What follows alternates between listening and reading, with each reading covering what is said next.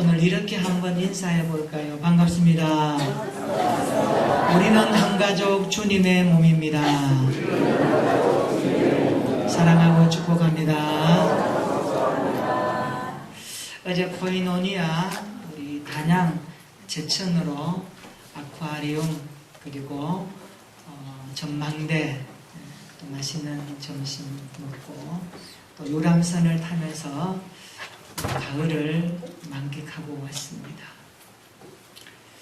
정말 물결 위에서 배 위에서 또 단풍을 보면서 세워져 있는 그 바위 하나하나가 너무 아름답고 좋았습니다. 어떤 분들은 사진을 찍고 또 어떤 분들은 동영상까지 찍더라고요. 감탄하고 아름다운 것은 뭔가 우리의 오감에 들어오는 충만한 무언가가 있기 때문에 그런 겁니다. 감탄하고 좋아하고 표현을 잘하는 사람이 건강학자들이 말하기를 오래 산대요. 좋은 엔돌핀이 나옵니다. 한번 웃으면 하루 생명 연장된다 하는가요? 그만큼 감탄하는 것은 좋은 겁니다. 저는 오늘 설교를 준비하면서 이런 문장 하나를 준비해 보았습니다. 말하지 않는 것은 고백이 아니고 부르지 않는 것은 노래가 아니다. 말하지 않고 속에 가지고 있는 것은 고백이라 할 수 없습니다. 고백은 표현되어야 하고 노래는 들려져야 한다라는 내용입니다. 그만큼 고백과 노래가 중요하다는 뜻입니다. 오늘 예배를 통하여 우리 인생의 주인이신 하나님을 진심으로 고백하고 그분이 행하신 놀라운 흔적들을 노래하는 예배가 되었으면 좋겠습니다. 우리 한 사람 한 사람에게 항상 함께 하셨던 임마누엘 하나님을 진심으로 고백하는 오늘 예배가 되기를 축원합니다.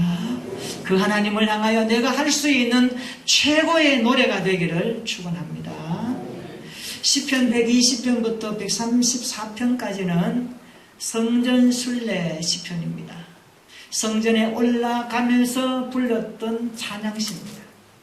그래서 표제에 보면은 성전에 올라가는 노래 이렇게 공통적으로 기록되어 있습니다. 오늘 이 성전 순례시에 대해서 살펴보고자 합니다. 이 성전 순례시는 이스라엘의 3대 절기, 다시 말하면 6월절, 77절, 장막절에 여호와를 경배하기 위하여 성전에 올라가는 자들이 불렀던 노래입니다. 오늘 124편은 다윗이 쓴 성전 순례 시편입니다. 우리가 124편을 읽어보면 다윗이라는 사람이 어떻게 살아왔는가, 그의 인생의 흔적을 볼 수가 있습니다. 여러분, 시라는 것은 어떤 무언가를 농축해서 표현하는 것 아닙니까? 그래서 시를 읽어보면, 시를 들어보면 아주 농축된 뜻이 그 안에 포함되어 있습니다. 우리가 124편을 읽어보면 다윗이 살아온 삶의 흔적을 아주 농축하게 읽을 수가 있는 겁니다. 여러분, 1절과 2절에 반복되는 말씀이 하나 나오죠. 여호와께서 우리 편에 계시지 아니하셨더라면, 여호와께서 우리 편에 계시지 아니하셨더라면, 여호와께서 다윗 편에 계시지 아니하셨더라면 오늘 다윗이 존재하지 않았을 것이다 라는 것을 우리가 읽을 수가 있습니다.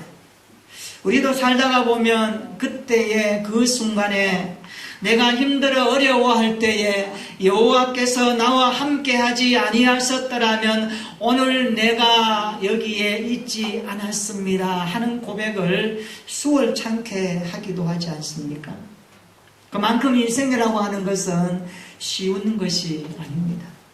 인생을 쉽다고 말하는 것은 진정한 인생을 사는 자가 아니죠. 인생에 희노애락이 있고 인생의 음산줄력이 있고 인생의 돌뿌리도 있고 인생의 강물도 건너야 될 때도 있고 어떤 날은 인생의 흑암이 드리운 날도 있습니다. 그러나 어떤 날은 인생이 정말 햇빛이 비치고 순풍에 돛단 듯이 나아가는 날도 있습니다. 이것이 인생입니다. 그래서 오늘 다윗의 시편을 읽어보면 인생의 모든 것들을 우리가 함축해서 알 수가 있습니다. 1절과 5절에 보면 다윗에게 큰 위기가 있었다는 것을 읽을 수가 있습니다. 우리 2절 한번 읽어볼까요? 자, 2절 같이 한번 읽어봅니다. 시작. 사람들이 우리를 치러 일어날 때에 여호와께서 우리 편에 계시지 아니하셨더라면. 아멘. 다윗은 사람들이 우리를 치러 일어났다라고 말합니다. 여기서 사람이라고 말하는 것은 사람들, 무수한 사람들이죠. 여기서 사람들이라고 하는 것은 다윗 당시에 사방의 모든 대적들을 말합니다.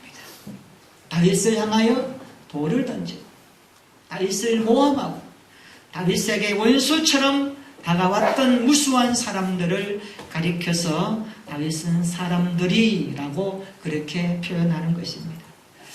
사무엘하 10장에 보면 이스라엘을 멸망시키기 위해서 이방의 국가들이 연합을 합니다.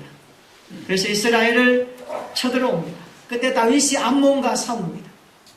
그때의 무수한 전쟁을 다윗이 경험합니다. 피를 흘리고 죽이고 죽는 그런 전쟁의 현장을 다윗은 많이 경험을 했습니다. 여러분 3절, 4절, 5절에 반복되는 단어가 또 나오죠. 그때에 라고 말씀합니다. 그때에 그들의 노여움이 우리에게 맹렬했습니다. 그때에 그들의 모습이 우리를 삼키는 모습으로 달려들었습니다. 그때에 물이 우리를 휩쓰는 것 같은 어려움이 있었습니다. 그런 내용입니다. 그때의 시내가 우리의 영혼을 삼키려고 했습니다. 다윗은 그렇게 시를 쓰고 있습니다. 다윗이 사용하는 이 단어를 한번 보십시오. 노여움이라는 단어가 나옵니다. 3절에 그다음 맹렬하여 삼켰을 것이며 휩쓸며 이런 단어는 어떤 단어입니까? 인생의 큰 위기를 가져오는 단어들입니다. 인생의 큰 위기를 다윗이 경험했다라는 것을 말합니다. 특별히 3절, 4절, 5절에 뭐라고 합니까? 삼키다 이런 단어예요. 삼키다. 이 단어는 상대방을 산채로 삼키는 것을 말합니다. 굶주린 야생동물이 배가 고팠을 때 자기보다 힘약한 동물을 낚아채서 뜯어먹으면서 삼킵니다. 마치 그것처럼 죽음의 세력이 산자를 삼킬 때 사용하는 단어입니다. 그러니까 다윗이 이런 현장을 살아왔다는 겁니다. 원수들의 위협이 얼마나 극심했는지를 알 수가 있는 대목입니다. 5절 한번 보세요. 그때에 넘치는 물이 우리 영혼을 삼켰을 것이라 할 것이로다. 그렇게 말합니다. 다윗은 넘치는 물이 영혼을 삼키는 현장에 있었습니다. 물에 빠져본 사람, 물을 참 무서워하죠. 물가에 가기도 싫을 겁니다. 제 친구 중에 목사님 한 분이 초등학교 다니는 아이를 먼저 천국을 보냈습니다. 제가 안동 왔을 때인데요. 연락이 왔어요. 장례식이 있다. 저는 부모님이 소천한 줄 알았어요. 가서 보니까 초등학교 다니는 아들이 죽은 거예요. 이유를 들어보니까 여름이었는데 교회 앞에 냇가에 몇 가물어 갔다가 아들이 죽은 거예요. 그 물도 무릎 정도밖에 안 왔어요. 이상하죠? 그런데 알고 보니까 자갈 모래를 채취하고 웅덩이가 생겼어요. 그리고 여름에 장마가 왔어요. 그 웅덩이가 얼마나 깊어 놓으니까 그 장마에도 그 웅덩이가 남아있었던 거예요. 그러니까 아이가 그것도 모르고 수영을 하다가 그 웅덩이에 위를 이렇게 하다가 물이 이렇게 도는 바람에 그게 빠져가지고 못 나온 거예요. 그 익사한 거예요. 참 가슴이 아팠어요. 지금도 목회를 합니다. 자녀가 물에 빠져 천국 먼저 간 그 부모의 심정. 오늘 다윗이 124편을 쓰면서 큰 물이 내 영혼을 휩쓰고 간 것처럼 내가 정말 죽음의 세력 앞에 죽을 뻔한 인생이 참 많았습니다. 그렇게 이야기하는 것을 보면 오늘 124편이 그냥 읽을 수 있는 시편이 아닙니다. 깊이 들여다봐야 되고 우리 인생의 것들과 한번 투영해서 읽어야 될 귀한 말씀입니다. 여러분, 웅덩이의 물이 사람을 끌어당겨 삼키는 것처럼 다윗은 넘치는 물이 영혼을 삼키는 그 현장에 있었습니다. 성경을 읽어보면 다윗은 수많은 원수들과 적들로부터 도망 다녀야 했고 특별히 사울에게 많이 도망 다닙니다. 그의 인생의 젊은 시절이 사울에게 쫓김을 받는 현장이 참 많습니다. 굴에서 숨기도 하고 광야에 생활하기도 하고. 그러나 그때마다 하나님은 다윗과 함께 하셨고 다윗의 인생을 보호하신 것입니다. 오늘 다윗은 큰 위기 가운데서도 큰 구원이 임했다라고 고백하는 것을 봅니다. 6절 한번 읽어볼까요? 큰 위기 가운데서 큰 구원을 이루신 하나님을 그는 이렇게 찬송하고 있습니다. 6절 한번 읽어봅니다. 시작. 우리를 내주어 그들의 이에 씹히지 아니하게 하신 여호와를 찬송할지로다. 아멘. 다윗은 큰 위기 가운데서도 큰 구원을 베푸신 하나님을 찬송합니다. 그때의 원수들의 이에 씹히지 않게 하신 여호와를 찬양합니다. 사무엘상 17장에 보면 블레셋 장수 골리앗이 이스라엘 앞에 나타났습니다. 이스라엘 군대를 막 모욕합니다. 모욕하는 거 알죠? 인격을 짓밟고 모욕하면서 무시하는 거예요. 장수 골리앗의 키가 6규빗 한 뼘 된다고 합니다. 2m 85cm입니다. 거인이에요, 거인. 거의 3m 육박한 골리앗 장수가 이스라엘 군대 앞에 모욕하며 나타납니다. 이스라엘 백성들이 두려워서 떨고 있습니다. 아무도 나가지 못합니다. 그때 다윗이 출전을 준비합니다. 그런데 출전을 준비하면서 그는 이렇게 말합니다. 사무엘상 17장 37절입니다. 여호와께서 나를 사자의 발톱과 곰의 발톱에서 건져내셨은즉 나를 이 블레셋 사람의 손에서도 건져내시리라. 아멘. 이렇게 말하면서 전쟁에 나가는 거예요. 골리앗이 점점 다윗에게 다가옵니다. 무섭지 않았겠어요? 그런데 그 거인 골리앗을 보면서 다윗이 이렇게 말합니다. 나는 만군의 여호와의 이름으로 내가 모욕하는 이스라엘 군대의 하나님의 이름으로 내게 나아가노라. 따라서 합시다. 만군의 여호와의 이름으로 내게 가노라. 다윗이 소년 시절부터 그렇게 단련했던 물맷돌, 그거를 돌리기 시작하죠. 지금 골리앗이 다가오고 있습니다. 갑옷으로 무장했습니다. 창과 방패로 무장했습니다. 거인입니다. 다윗은 어린아이입니다. 장수와 어린아이가 싸움하는 꼴이 됩니다. 이스라엘 백성들이 그 광경을 보고 있습니다. 가슴 조마조마합니다. 쟤 왜 나갔어? 저러다가 끝나는 거 아니야? 한 칼에 나가는 거 아니야? 두려웠겠죠. 걱정했겠죠. 빨리 와, 빨리 와. 너 죽는다. 그런 분위기였습니다. 다윗이 어떻게 합니까? 물맷돌을 돌리기 시작합니다. 그런데 그 물맷돌 하나가 골리앗의 이마를 강타하죠. 그 거인이 쓰러졌습니다. 놀라운 일이 났습니다. 다윗이 가서 칼을 빼어 그의 목을 자르죠. 이스라엘 백성들이 함성을 지릅니다. 다윗 만세, 다윗 만세. 전세가 바뀌어졌습니다. 그날에 함께 하신 분이 누굽니까? 여호와 하나님이십니다. 다윗이 고백합니다. 만군의 여호와 이름으로 내게 가노라. 만군의 여호와 이름, 그 하나님의 이름으로 다윗은 나갔죠. 하나님은 다윗에게 큰 구원의 역사를 이루어 주신 것입니다. 그렇습니다. 우리 인생에 큰 위기를 당할 때에 쫄지 맙시다. 우리 인생에 큰 어려움을 당할 때에 낙심하지 맙시다. 그때에 찾아오셔서 함께 하시고 큰 구원의 일들을 행하시는 하나님을 바라봅시다. 하나님을 경외합시다. 하나님을 신뢰합시다. 약속의 말씀을 붙들고 나아가십시다. 그러면 우리 앞에 그 어떤 인생의 큰 문제도 쓰러지고 넘어져서 우리 하나님 행하시는 구원의 일들을 목도할 줄 믿습니다. 오늘 우리가 이 말씀을 읽으면서 다윗이 고백하는 이 6절의 말씀이 우리의 말씀이 되기를 축원합니다. 하나님께서 다윗과 함께 하셨다면 오늘 저와도 함께 하시고 교회와도 함께 하시고 우리 인생 걸음 가운데 함께 하시는 하나님이신 줄로 믿습니다.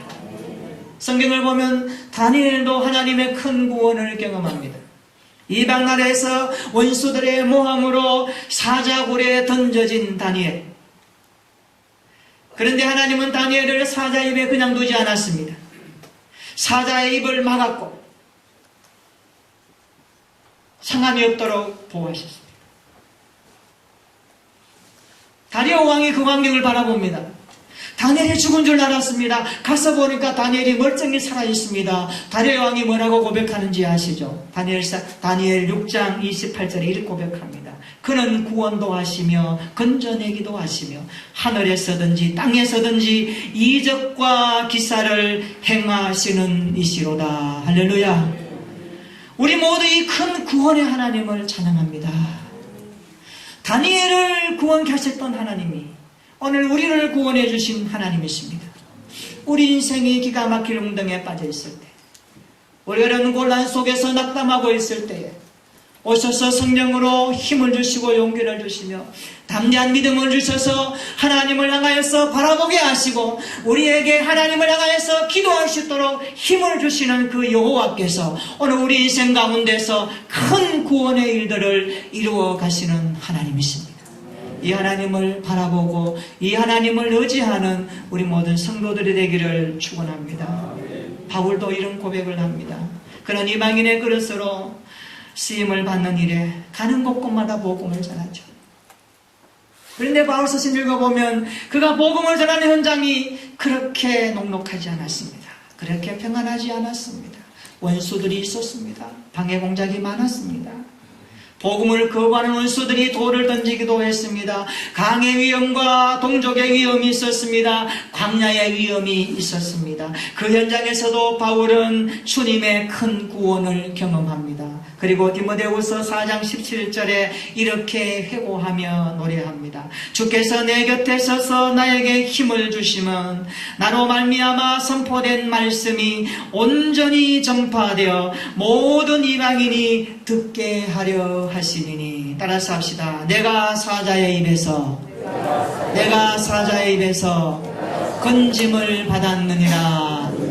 할렐루야.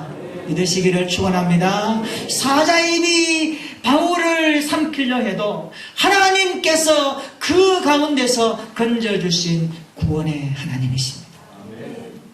바울이 경험한 하나님, 오늘 우리 인생의 하나님이신 줄 믿습니다.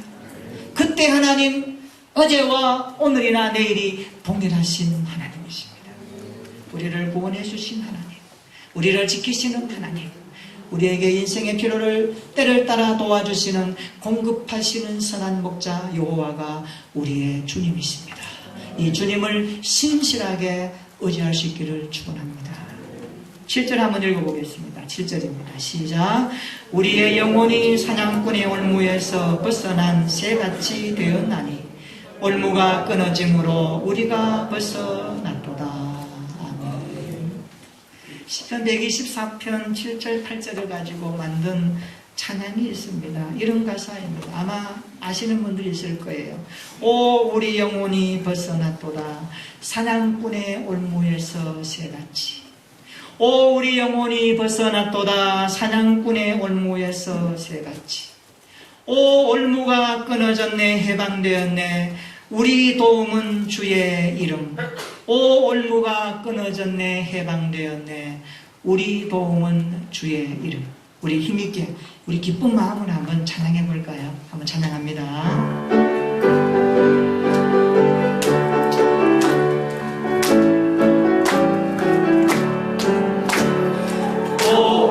영혼이 벗어났도다 사냥꾼의 올무에서 새같이. 또 우리 영혼이 벗어났도다 사냥꾼의 올무에서 새같이. 오 올무가 끊어졌네 해방되었네 우리 도움은 주의 이름. 오 올무가 끊어졌네 해방되었네 우리. 한 번 더 찬양합니다. 오 우리 영혼이 벗어났도다 사냥꾼의 올무에서 새같이. 또 우리 영혼이 벗어났도다 사냥꾼의 올무에서 새같이. 오 올무가 끊어졌네 해방되었네 우리 도움은 주의 이름. 오 올무가 끊어졌네 해방되었네 우리 도움은 주의 이름. 아멘.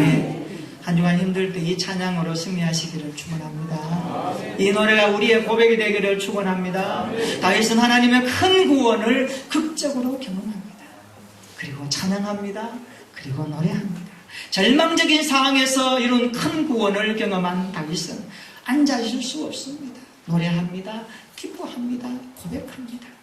오늘 우리에게도 큰 구원을 펼쳐가시는 하나님을 찬양할 수 있기를 축원합니다. 우리 중에 어떤 성도들은 사냥꾼에 걸린 새처럼 발버둥치면서 이 자리에 나오신 분이 계십니까?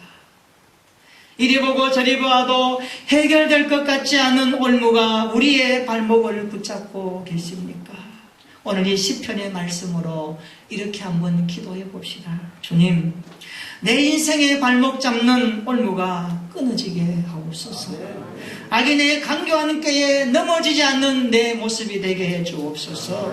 하나님, 내 인생의 큰 구원을 펼쳐 주시옵소서. 자녀들의 인생길의 사업장에 땀 흘리는 일터에 주님의 손이 함께하여 주시옵소서. 내 영혼이 자유하게 하여 주옵소서. 내가 기뻐하게 하여 주시옵소서. 내 삶에 주님의 큰 구원을 노래하게 하여 주시옵소서. 내 평생 주님을 간증하는 찬양의 삶이 되게 하여 주옵소서. 이런 기도가 이루어지기를 축원합니다. 그리고 마지막 8절에 다윗은 이렇게 선언합니다. 우리 8절 한번 읽어볼까요? 8절 시작. 우리의 도움은 천지를 지으신 여호와의 이름에 있도다. 아멘. 이 말씀이 우리의 삶이 되기를 축원합니다. 우리의 도움이 여호와께 있음을 선포하는 믿음의 삶이 되기를 축복합니다. 그리고 노래할 수 있기를 축원합니다. 오늘 이 시편 124편이 나의 고백이 되기를 바랍니다. 우리의 신앙의 노래가 되기를 축원합니다. 오늘 예배 이후에 하나님을 향한 우리의 고백이 더 깊어지기를 원합니다. 더 간절해지기를 원합니다. 큰 위기 앞에서도 큰 구원을 베푸시는 주님을 날마다 만날 수 있기를 축복합니다. 큰 구원의 하나님을 크게 선포함으로 이번 한 주간도 세상 가운데서도 위대하신 하나님을 노래하고 선포하며 하나님의 기쁨이 되는 아름다운 신앙의 삶을 살아갈 수 있는 우리 모든 성도들 되시기를 주님의 이름으로 축원합니다. 아멘. 우리 한번 기도하십시다.